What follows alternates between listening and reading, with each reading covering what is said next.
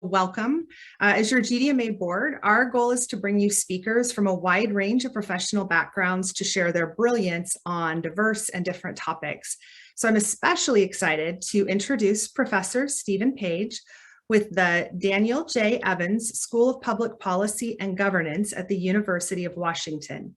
He specializes in public management and leadership, local government management, and collaborative governance. He's also the director of the Executive MPA program. Today, he's going to talk about building and transforming organizational culture. Steve will walk us through the building blocks of organizational culture for leadership, how to recognize the characteristics that impact of organizational culture, and how to navigate multiple organizational subcultures. This really is a hands-on presentation where you will get to walk away with some tools that you can bring back to your teams. So with that, I want to turn it over to Professor Stephen Page. Take it away. Thanks, Yvonne. Hi, everyone. Great to see you. Please speak up or raise a hand or chat if I go blank or you can't hear me or you have a question. I'm happy to be interrupted, especially if it's related to concerns or technical issues. I'm going to share my screen and play you a couple of slides to tell you a little bit about myself and the Evans School at the University of Washington, for those of you who aren't familiar with us. And then I'll talk about what I'm going to talk about, and then we'll move to more of a workshop-y part of the session. Could I please have permission to share my screen from Yvonne or whoever else is hosting? Oh my gosh, yes, that's from me. I also want to thank that. I should have done that already for you. So. That's all right. Let me thank JR and the board for inviting me back, and thank all of you for showing up and for the hard work you're doing. We had a planning session 10 days ago to sort of sort out what I was going to talk about, and the board shared sort of some of the challenges that are rife in state government. We've seen all the you'll see later in the session the array of. I'm still disabled to share my screen, JR. I know, I'm getting there, sorry. All right. Normally I have a brilliant assistant that does this in the background, and in my new role, I haven't solicited a new one to come in and help me with this. So you get technically challenged, JR. But I think that I did it. All right, I'm going to send you my slides in case that we end up having to improvise here.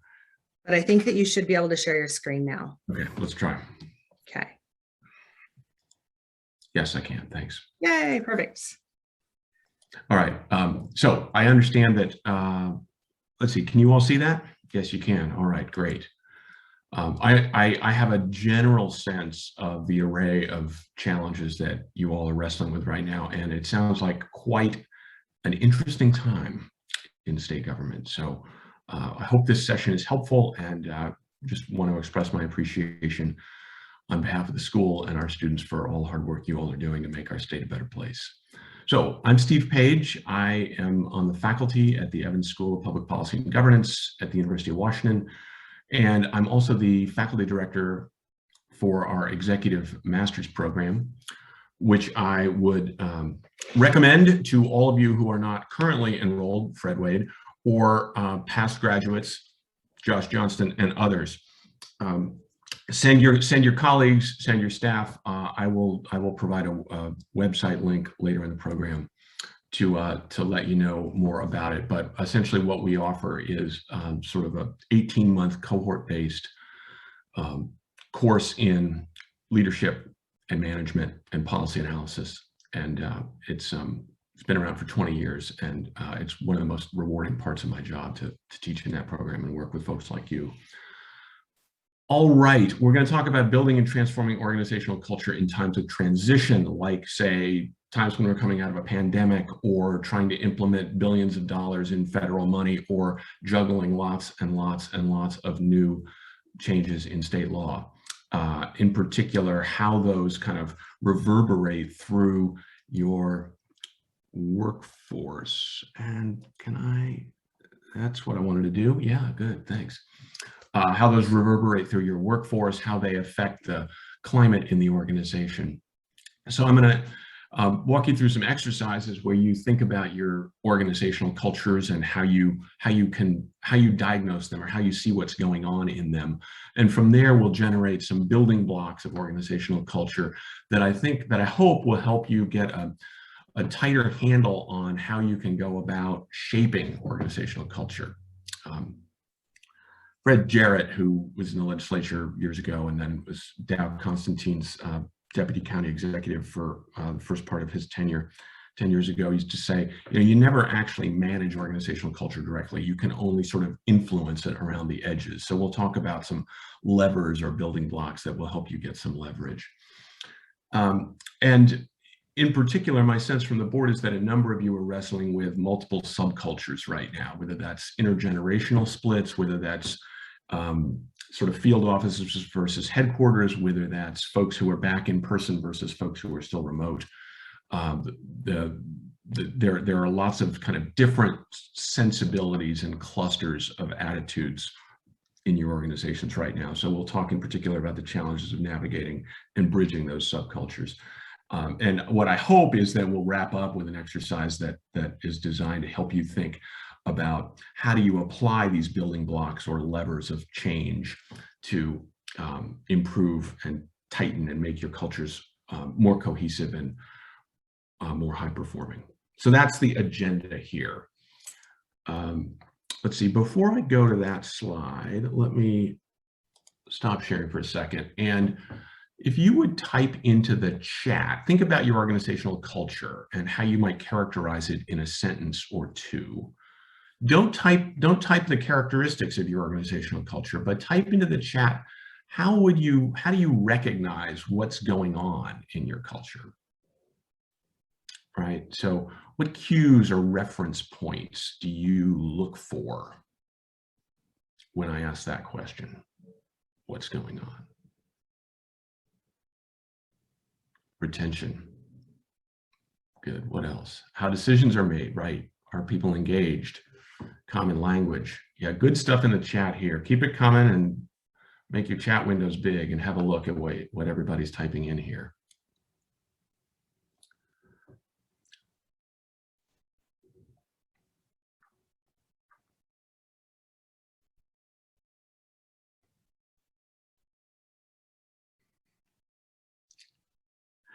Right, this is great. This is great. So we've got things like choices and decision-making. We've got how do the teams hang together? How are people engaging with each other? How are services delivered? How are people feeling? Morale? What kinds of symbols or rituals are common in the organization? How good is the work? These are all things that reflect some underlying factors, right? They reflect what kind of people are in the organization, how is the work organized, who's talking to whom, right? Those sorts of things. So have a look at this list, and if it's of interest to you, if you're seeing cues and reference points from others that chatter at the coffee pot, yeah, exactly, that hadn't occurred to you, you may want to, what is it, Command A, and then you can copy the chat, paste it into a Word document, and go through it, sort through it, and you'll have some reminders for next time you're wondering how things are going in your team or your division or your program. So I'm going to share my screen again and share a little bit from the research on organizational culture, which essentially reflects back to you in more generic terms what you just said, right? That organizational culture rests in or resides in the way we do business around here, right? It reflects the ways of thinking and seeing and the meanings that people share in the organization. Ultimately, what organizational culture amounts to is a sense of identity, right? So when we look at sports teams that are high performing, we often say, well, they have a really sound organizational culture. You wouldn't necessarily say that about the Seahawks right now or the Huskies in football. You might say the Mariners in baseball aspire to having a strong culture. Maybe the Sounders do in soccer. Anyway, if I didn't mention your favorite sport, or if you're not a sports fan, I apologize. But that is one of my references. So sharing these things in common that are often tacit and unspoken is part and parcel of organizational culture. That's one of the things that makes it so hard to manage directly. The research on culture also shows that it stems from a number of sources, some of which are outside, right? You all are working in programs and departments that have authorizing statutes, and then a bunch of regulations that guide who you can hire, and collective bargaining agreements for that matter, that shape who you can hire, how much money you have to spend, and that sort of thing. So these external pressures, laws, politics, community pressures, revenue streams, that sort of thing, they all have this kind of deep-seated indirect impact on your organizational cultures by shaping who you can hire and what your mandates are, and what kinds of rules you have to follow and your colleagues and staff have to follow. But there are also some internal building blocks, and this is where we can start to get traction on organizational culture as managers and leaders, right? And again, these are broad categories that reflect a lot of the specifics that you all typed in the chat a few minutes ago. Who's in the organization? What skills do they have? How are they deployed, right? What tasks are they engaged in? How is the work set up? And by work design and tasks, I mean, who's talking to whom, right? On a day-to-day basis. Who's assigned to do what? How is the office set up, or how is the field staff set up? You know, is it two guys in a truck, or is it a small team walking around in a neighborhood, or cleaning up parks, or what have you? Or incentives and controls, right? What are people rewarded for, both formally and informally? What are they promoted for? You know, are there bonuses or promotion opportunities? What are we measuring in terms of controls? You know, what do your data systems look like?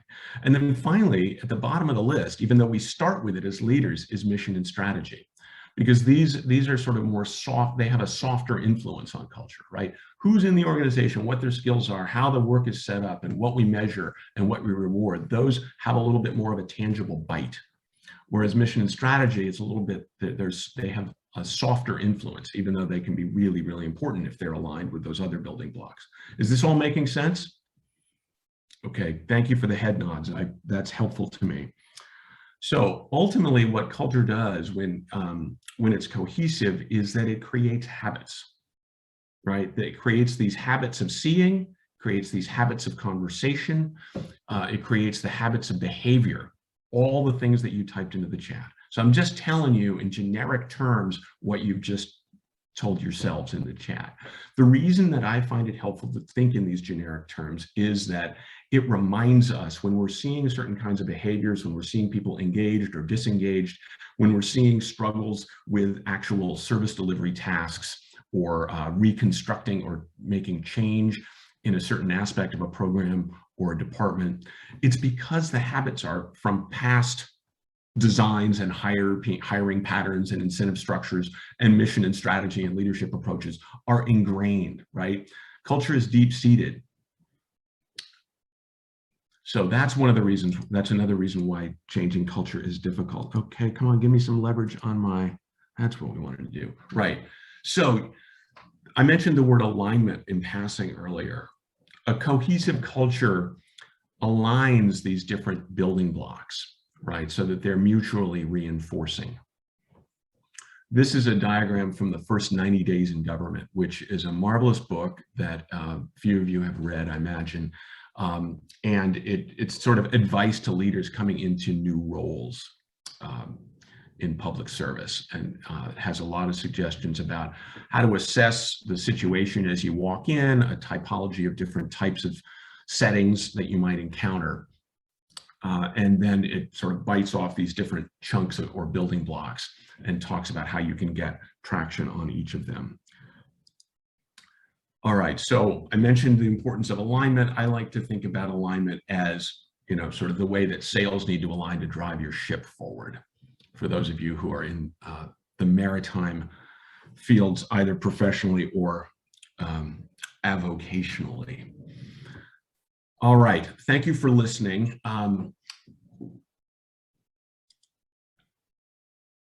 I need to take a second. All right.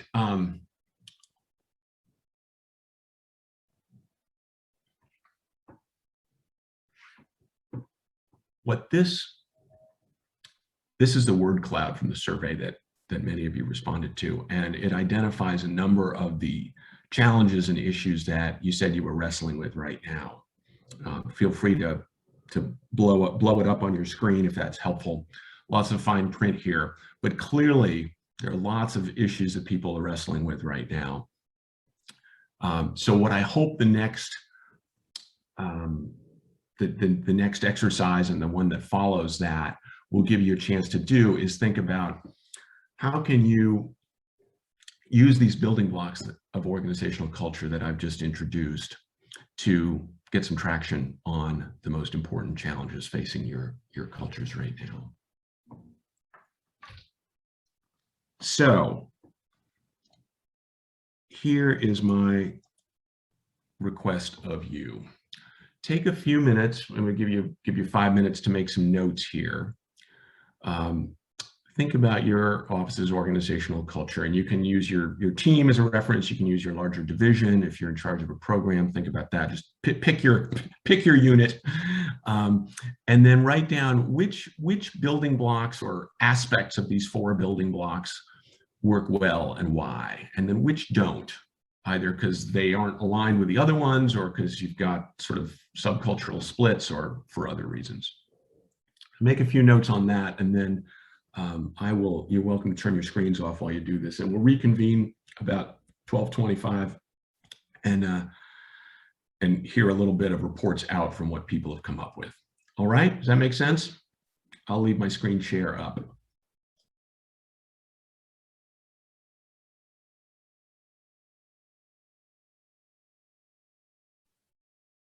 And for folks, as you're thinking through this, if you have some more clarifying questions, go ahead and throw them up into the chat, and we can help build on that too.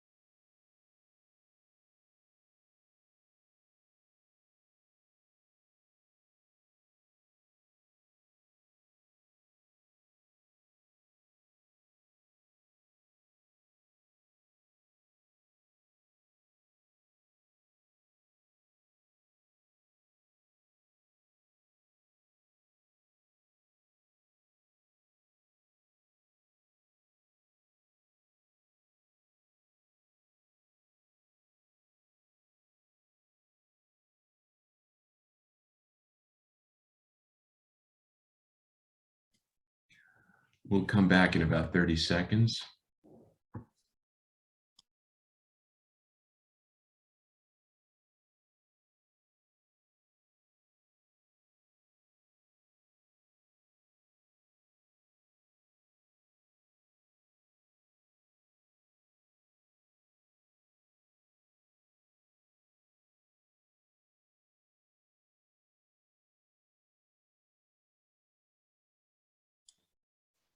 All right, thanks. So if you are still thinking and writing, feel free to continue to do so. If you're ready to rejoin us, then I'd welcome you back. I'm curious if to hear maybe in the chat or with a raised hand or two from anyone who feels like they have a slightly better handle on what's going on. You don't need to, actually, why don't you raise your hand in the window if you feel like you got a little bit of analytic traction on what's going on in your organizational cultures. This is just a pulse check to find out whether this was added in any insights or not.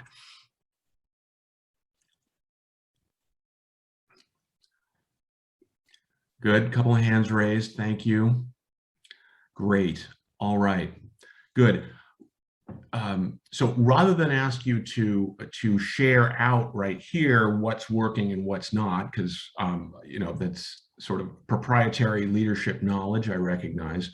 What I want to do is go back a slide and have a look at, too far, all right, I will screen share again, have a look at the challenges that you all shared in the survey here. And let me ask for anyone to volunteer here, speak up or raise your hand if you're doing some work right now to address one of these challenges that you'd be comfortable sharing with the broader group, given that many of these issues are current for folks. If some of you are having success addressing any of these issues and you're willing to share a little bit with what you're changing or what you're experimenting with, that would be really, really helpful.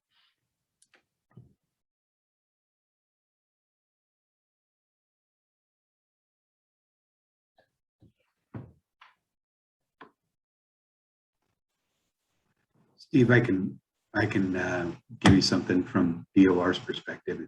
Thanks, that's great. Yeah, so I think for pretty much every agency out there, they're struggling with workforce recruitment. I think is an issue right there, and I think that, you know, I think I heard the other day there was somewhere in the neighborhood of 1,600 different job postings just statewide across state government. So it's a big challenge for many agencies, and one of the areas that we have sort of ventured in and trying is we spent some time and effort. Our communications experience and our customer experience and communications section helped us with creating a video that goes along with our announcements to try and help people understand what our culture is and why it is that people choose to work for the department, why they stay, and what some of the benefits are. So it's early on, it's just really new at this point, but certainly the competition is tough amongst everybody. So it's an area where we're at least trying something different. Yeah, good, thanks. Do you have you have a couple of sort of rough and ready indicators that would help tell you whether whether these efforts are bearing fruit or not? Yeah, well, it's I think if we saw, you know, larger candidate pools, that would be an indicator. I think one of the hard things right now is that because there are so many positions that are available out there, that I think most agencies are struggling in any one posting to get large candidate pools. So it may be just this may be something that we have to sort of try out over time to get there.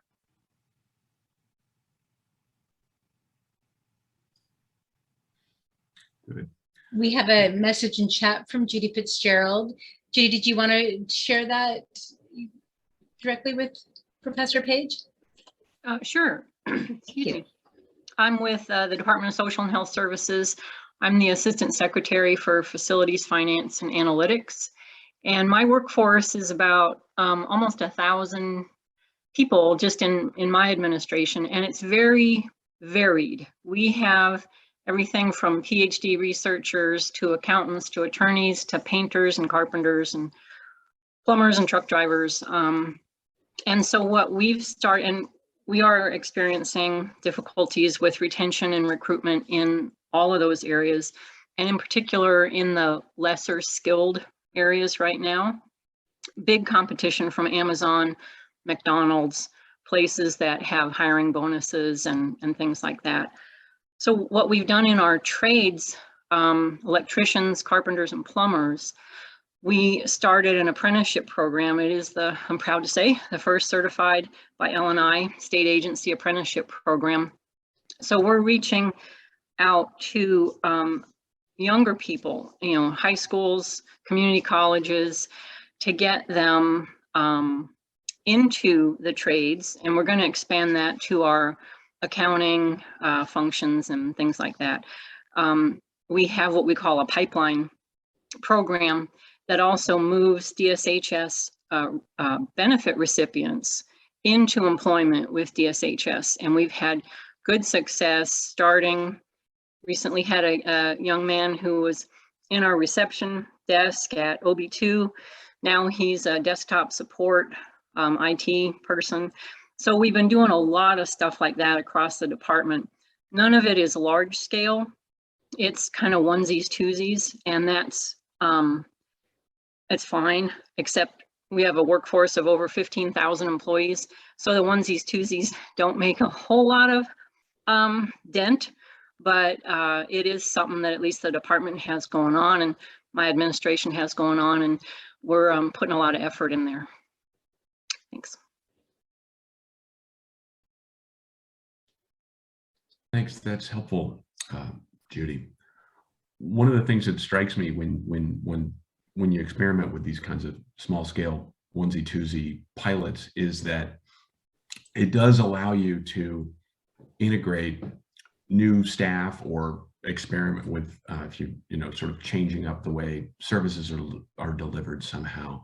It does allow you to experiment at the margins and then really see, kind of either through thought experiments or by tracking data, what are the impacts on the other building blocks of organizational culture? Because if we go back to this alignment question, right, radical changes in one building block, say, talent pipelines, could really change dramatically the kinds of skills that people walk in with and the kinds of training and continuing ed that they would need to be equipped to step into your current service delivery arrangements.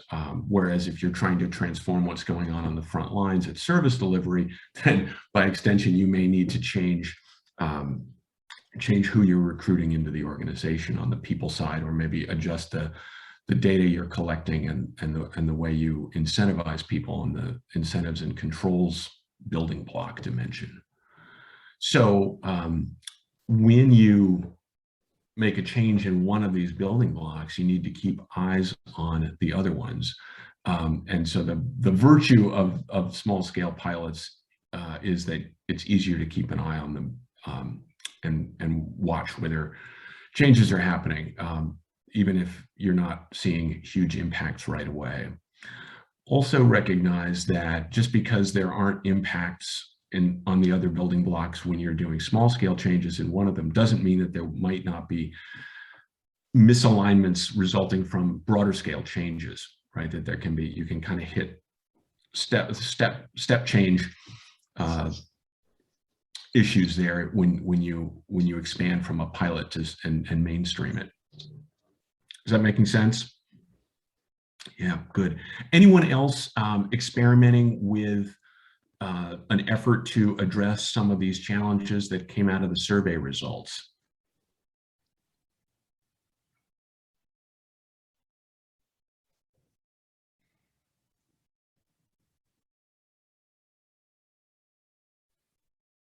While we're waiting for someone to be brave, I think it's interesting to note in the survey results that workforce recruitment was the top when it said, what are you observing as organizational culture changes? And that one came in as top. And while we're waiting for folks to share, I have a question as you talk through this. When you share the different points, right, the different pieces that go into organizational culture, oftentimes it seems like organizational culture is something that's very intentional, that's like inside out.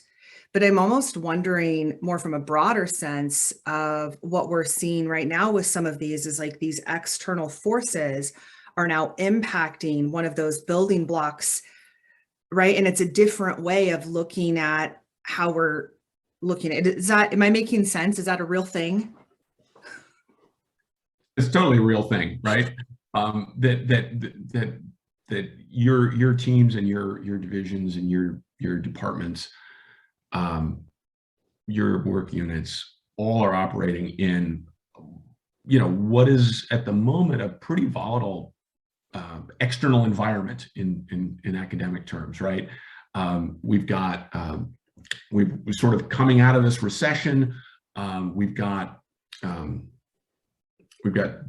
demographic changes in the workforce because of either sort of labor shortages and due to a variety of factors.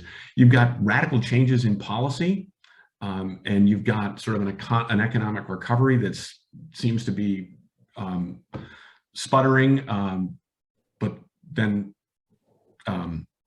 all of a sudden it'll sort of go in fits and starts. So in that kind of volatile environment, of course your organizational culture is gonna be affected, even if it's at this sort of intangible level of morale, right? Where people are just struggling with, well, how do I navigate being back in the workplace? Right? Because I've been like working in my sweatpants for 18 months. How do I get out of the house in time to get to the office by 9 a.m.? How do I get my kids off to school when, they got used to sleeping in? I mean, my daughter finally went to high school this morning at about 11. Okay.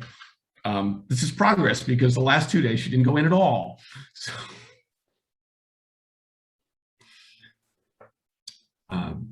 So, so the volatility in the broader society and economy and policy environment is of course going to affect culture, sometimes in very tangible ways in terms of resource flows or labor shortages, and other times in more intangible ways in terms of just morale and how people interact. So it is no surprise that all these challenges showed up. One of the things that we talked about in our planning meeting with the board 10 days ago was sort of some of the getting people back in the workplace questions. And I recognize that different teams and agencies have different understandings of what that means and how high a priority it is. For some of you, your field teams may have never left the workplace. For others of you, you may have work that can happen anywhere, and so you're not that concerned about it. But I imagine that some of you are really grappling with splits in terms of people's willingness to come back in terms of managers' comfort levels continuing to manage remotely. So I'm curious if anybody's got any experiments or changes or bright ideas about how to bridge some of the challenges that are emerging on that front, even as we acknowledge that probably for each of you the challenge about return to work looks a little bit different. Anybody got any experiments or pilots or ingenious ideas you want to try out?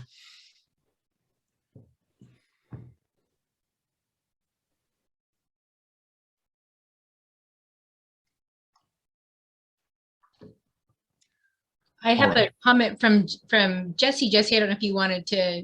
Yeah, look at that. Share that. Jesse, have a look in the chat, folks.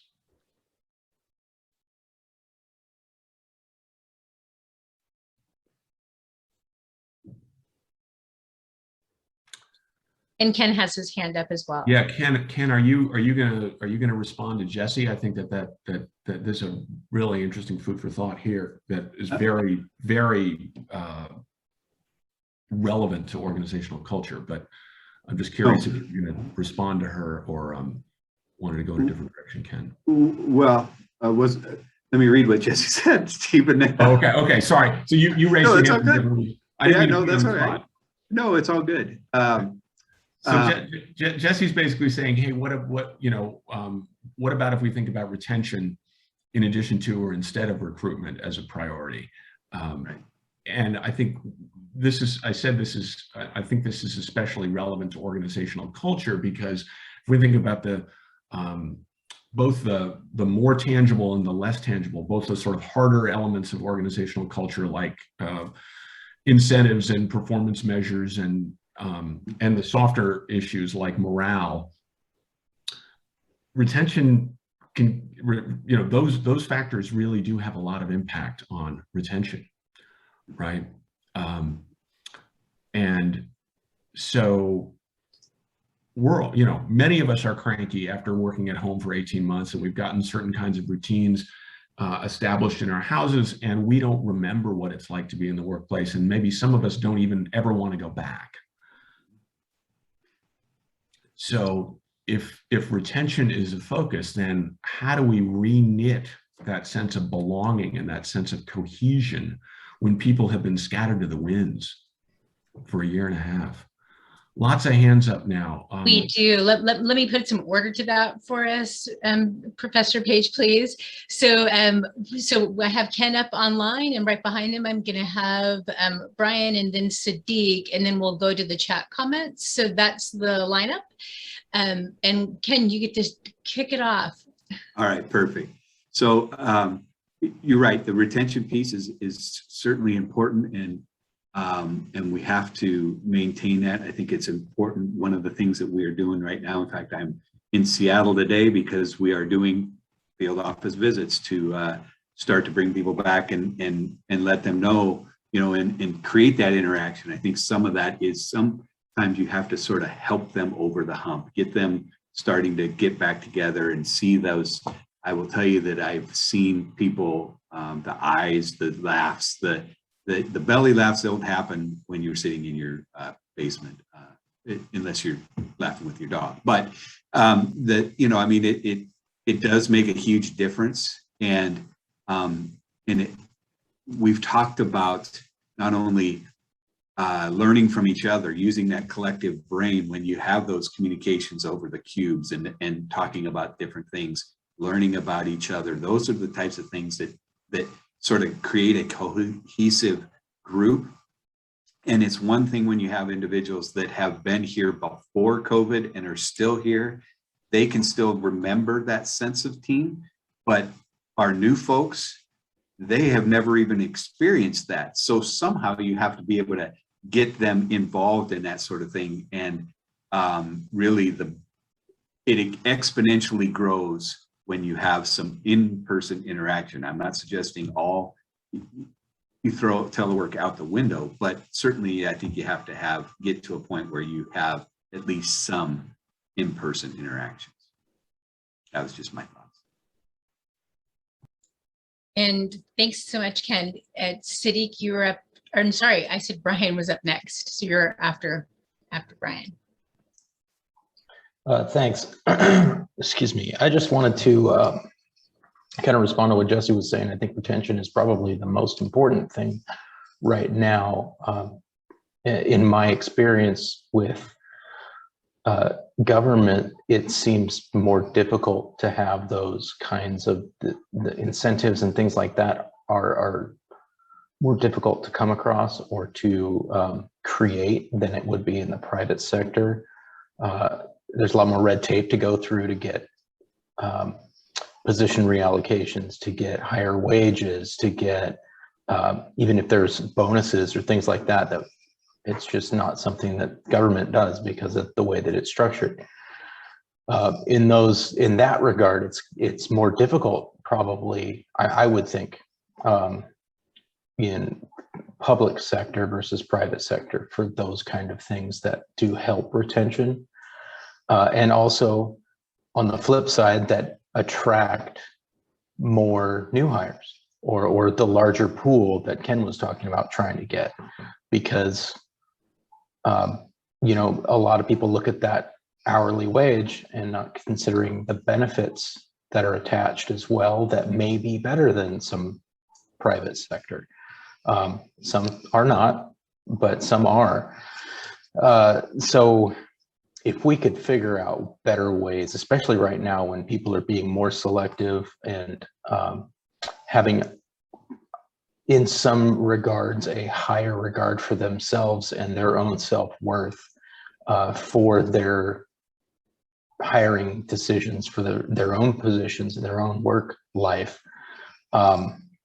find that balance. I think that's kind of what's going on right now, and it's harder and harder to do as we're coming out of this pandemic, because people are taking more time to self-assess and figure out, you know, I spent all this money on my education and I'm getting nothing in return for it, or I'm saddled with debt and all this kind of stuff. How do I get out? So it's extremely important and very difficult to navigate.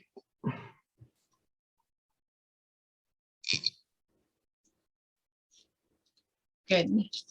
And I had Sadiq next, and I don't know, Professor Page, if you wanted to reply, feel free to jump in. Let's hear from Sadiq, and then I'll offer a few observations about what I've been hearing and a couple of things that have shown up in the chat during Perfect. this mini session. Hi, Sadiq. Perfect. Hello. Thanks for being here with us. First of all, I really appreciate the discussion. I think that everybody has had a really good point, has had several really good points so far, and retention is definitely something that's really important and a challenge right now. I have the unfortunate task of trying to hire someone to my team right now, and it's very, very different than hiring has been in the last couple of decades. I've never had an experience quite like this. One of our candidates just backed out today because he has a job offer from Amazon and another one from Boeing, and we can't compete with that dollar for dollar. But the reality also is that state agencies offer something that Amazon and Boeing do not, and that is offer an opportunity to serve, right? To really affect change in your own community, and that is something that we really need to realize, and we really need to sell also as employers, as people trying to recruit people. We want to hire people that want to be here for the job that they're doing, and that also helps retention. So my team right now, it would be empty if it was a matter of dollars. They all have better offers, and they're getting them now without even going out there. People are coming to their doors and saying, hey, we need somebody with your services, with your skills, come work for us for more money.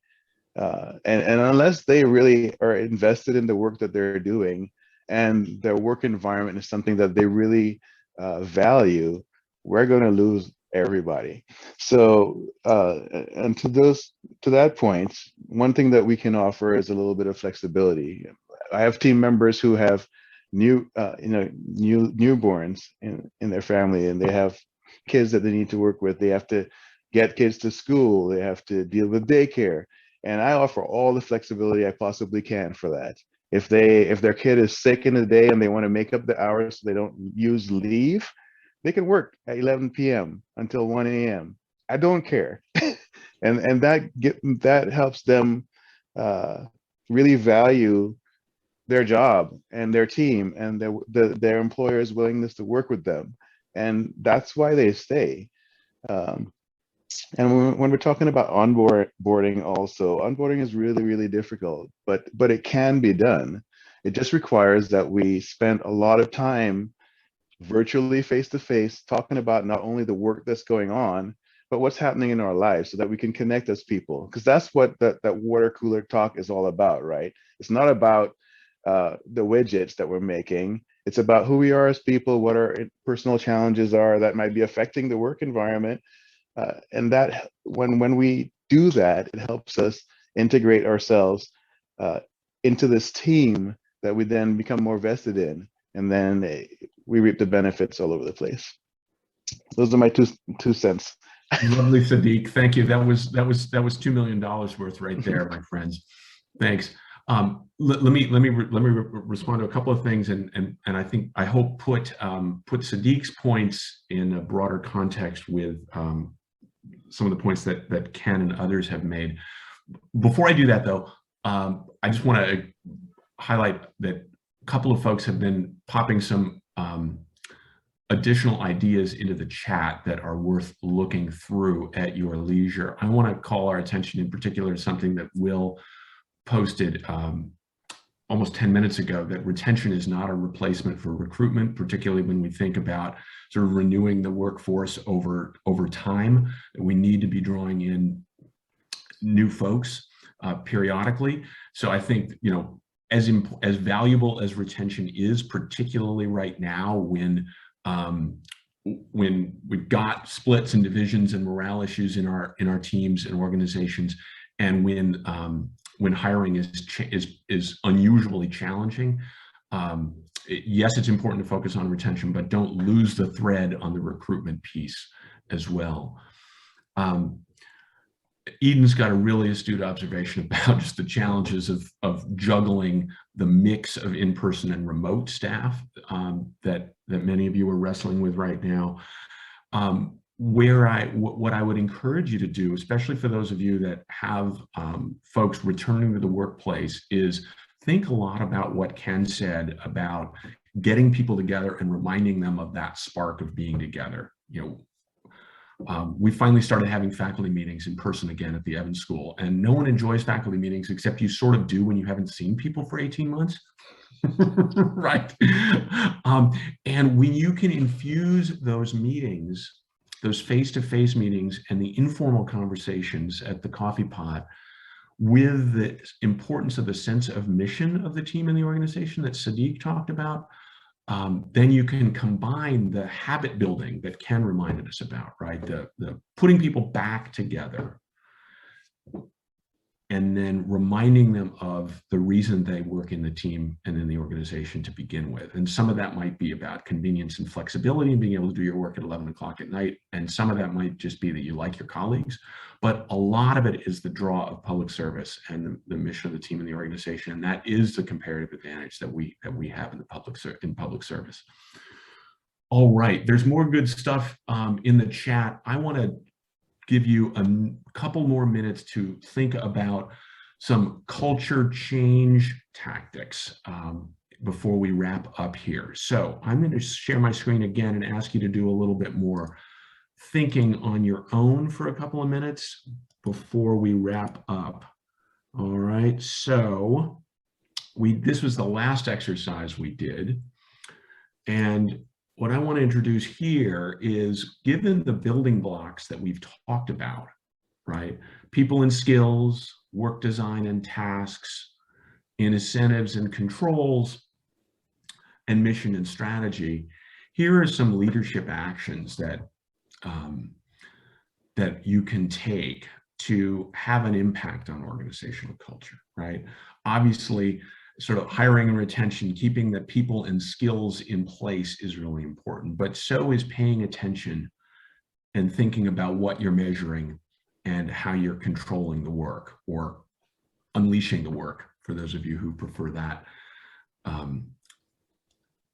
that approach, or where your organizations need that approach. How we react to critical incidents and crises, whether that's sort of, you know, disputes or tensions over vaccine requirements, or whether that's headlines and whatnot, those are opportunities for you to be on stage, right, as the leader of your team.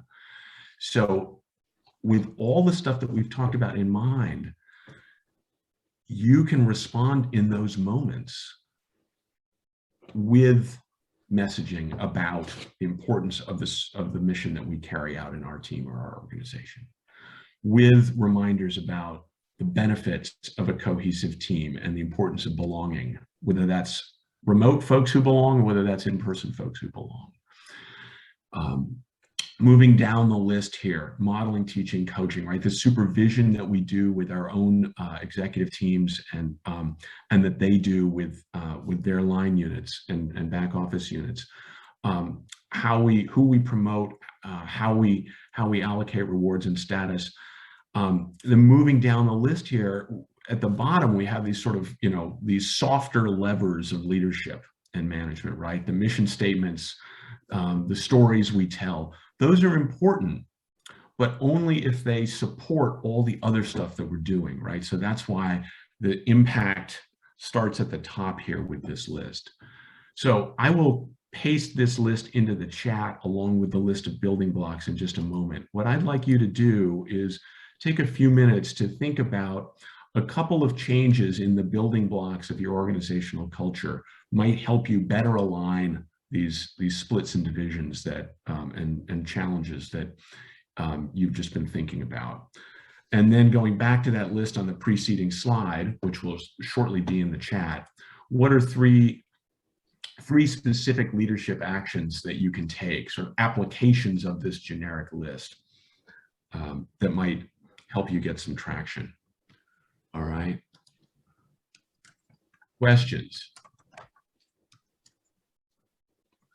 All right, good. So let me give you 3 minutes to get started on this, and then we'll come back for some closing ceremonies and wrap-up thoughts. I know you won't have time to actually get anywhere with this, but let me just ask you to dip your heads into it for a few minutes.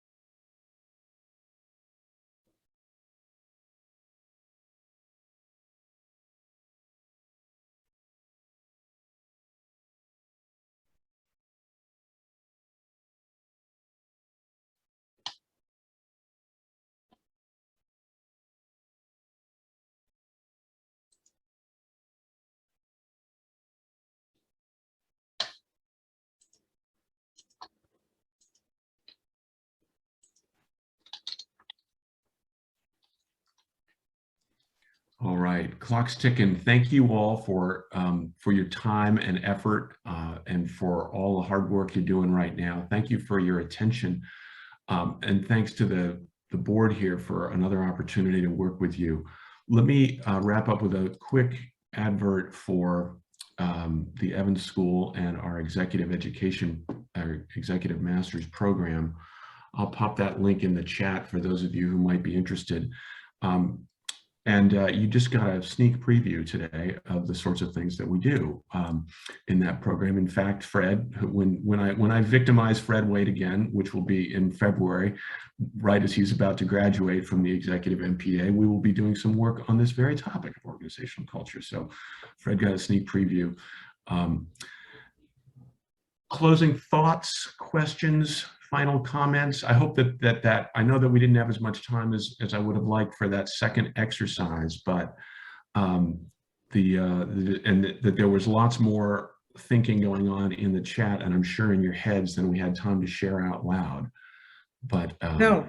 Well, I I hope just this want to say was- thank you, Professor Page. This is really helpful and something that I know I'm going to think on. As I leave, I think, my gosh, as leaders today, we're faced, and I'm going to borrow a, engineering or design term, with a really wicked problems, and wicked meaning there's a high level of complexity and uncertainty and volatility. And we're doing things that we haven't necessarily done before. And so having a tool like this to give us a place to start is really valuable. And I appreciate your time so much. To everyone who joined, we will send this information out afterwards so that you can look at it and sit with it a little bit more. So I appreciate it. Have a great rest of your day.